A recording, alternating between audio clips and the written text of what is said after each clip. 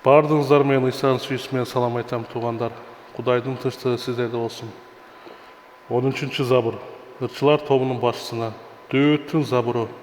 Ақылсыз адам жүрегінде Құдай жоқ деп, алар бұзылып жиіркенішті іштерде жашашты. Жақсылық қылған бір адамда жоқ.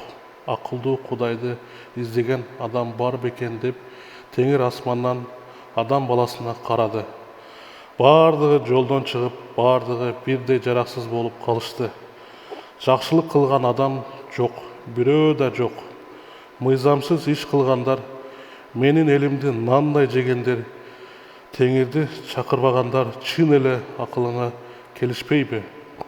Ал жерде аларды қорқыныш басат, анткени Құдай адил адамдар менен жақырдан теңір менен қорғанышым деп ойлағанына сілер күлген елеңер. Сион тоосунан Исраилға құтқару келсін. Теңір өз елінің тұтқындықтан өз жеріне қайра алып келгенде Жақып қубанат, Исраил шаттанат. Амин.